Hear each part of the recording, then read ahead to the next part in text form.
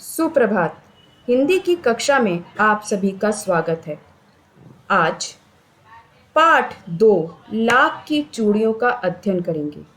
इस पाठ में लेखक ने बदलू के व्यक्तित्व की विशेषता को दर्शाया है। उन्होंने बताया है कि उसका व्यक्तित्व कांच की चूड़ियों की तरह नहीं है जो टूटकर बिखर जाए। सारे गांव में बदलू मुझे सबसे अच्छा आदमी लगता था, क्योंकि वह मुझे सुंदर सुंदर लाख की गोलियां बनाकर देता था। मुझे अपने मामा के गांव जाने का सबसे बड़ा चाव यही था कि जब मैं वहां से लौटता तो मेरे पास ढेर सारी गोलियां होती, रंग बिरंगी गोलियां जो किसी भी बच्चे का मन मोह ले। बदलू मामा का मकान था। वह थोड़ा ऊंचे पर था और मकान के सामने बड़ा सा आंगन था जिसमें एक पुराना नीम का पेड़ था। उसी के नीचे बैठकर बदलू अपना काम करते थे। उनके पास ही भट्टी जलती रहती थी, क्योंकि लाख को पिघलाकर उसे आकार दिया जाता था। जैसा कि तस्वीर में दर्शाया गया है कि एक तरफ भट्टी है जहां पर लाख को पिघलाया जाता है, और यहाँ पर एक औजार है जिसके द्वारा वो लाख को आकार देकर चूड़ियां बना रहे हैं। और साथ में उन्हें हुक्का पीने का भी बहुत शौक हुआ करता था। काम के साथ साथ वे हुक्का भी पी लेते थे। पास में 4-6 अलग अलग तरह की गोल लकड़ी होती थी जिसकी सहायता से वे मोटी और पतली तरह की चूड़ियां बना सकते थे। उस समय में औरतें इसी प्रकार की चूड़ियां पहनना पसंद करती थी। इसी कारण से बदलू मामा चूड़ियां बनाया करते थे। बदलू मनिहार था। चूड़ियां बनाना उनका पैतृक पेशा था और वास्तव में वह बहुत ही सुंदर चूड़ियां बनाते थे। उनकी बनाई हुई चूड़ियों की खपत भी बहुत थी। उस गांव में तो सभी स्त्रियां उनकी बनाई हुई चूड़ियां पहनती थी। आसपास के गांवों के लोग भी उनसे चूड़ियां ले जाते थे, परंतु कभी-कभी चूड़ियों को पैसों से ना बेचा करते थे। उनका अभी तक वस्तु विनिमय का तरीका था और लोग अनाज के बदले उनसे चूड़ियां ले जाते थे। बदलू स्वभाव से बहुत सीधा था। मैंने कभी भी उन्हें किसी से लड़ते झगड़ते नहीं देखा। हाँ, शादी विवाह के अवसरों पर वह अवश्य जिद पकड़ लेते थे। जीवन भर चाहे कोई उनसे मुफ्त चूड़ियां ले जाए, परंतु विवाह के अवसर पर वे सारी कसर निकाल लेते थे। आखिर सुहाग के जोड़े का महत्व भी और होता है। मुझे याद है, मेरे मामा के यहाँ किसी लड़की के विवाह पर जरा सी बात पर बिगड़ गए और फिर उनको मनाने में लोहे लग गए थे।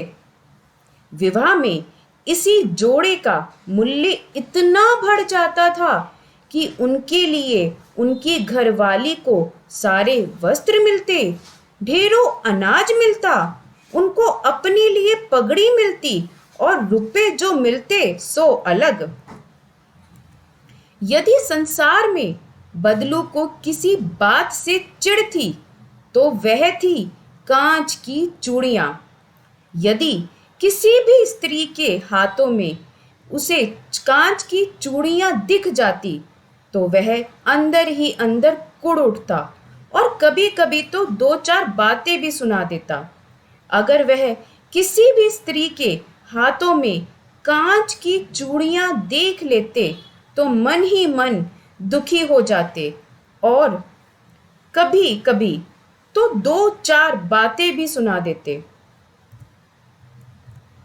जब लेखक बदलू मामा को बताते कि शहर में किस तरह का रहन सहन है, तो वह यह भी बात कहते कि शहरी औरतें अपने पतियों का हाथ पकड़कर खुल्लम खुल्ला सड़कों पर घूमती है, क्योंकि वे आजाद हैं और उनके रहने का अंदाज अलग है।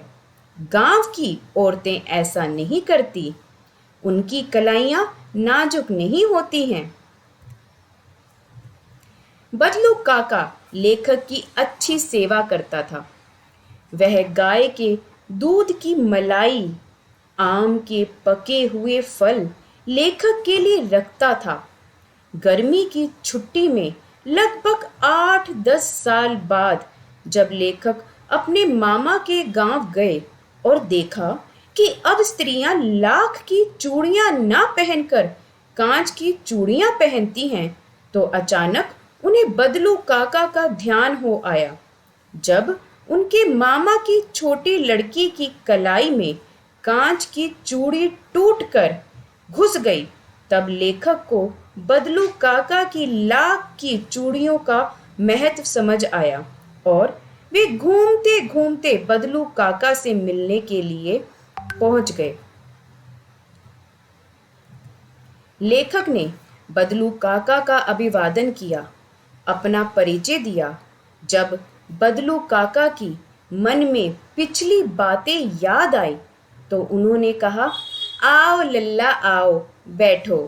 बातचीत करते करते लेखक ने चूड़ियों के बारे में जब पूछा, तो बदलू ने कहा कि इस मशीनी युग में हाथ की बनाई गई चूड़ियों के महत्व को कौन जानता है। कांच जल्दी टूटता है और हाथ पैर में बसने पर वह बहुत खतरनाक साबित हो सकता है। इस प्रकार की बातें करते करते बदलू काका को खांसी आ गई।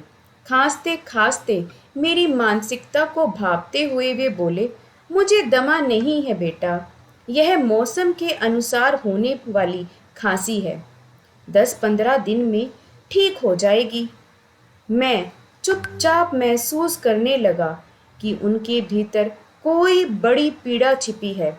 मैं महसूस कर रहा था कि इस मशीनी युग के कारण कितने हाथ बेकार हो गए। मशीनी युग से बदलू के जीवन में कितने बदलाव आ गए। अब उनकी बनाई गई लाख की चूड़ियों को कोई नहीं पूछता था। अब कांच की चूड़ियां ही पहनी व बेची जाती हैं। लेकिन मुझे प्रसन्नता हुई कि बदलू ने हार कर भी हार नहीं मानी। उनका व्यक्तित्व कांच की चूड़ियों जैसा नहीं है कि आसानी से टूट जाए। तो प्यारे बच्चों, आशा करती हूँ कि आपको ये पाठ अच्छे से समझ में आ गया होगा। धन्यवाद।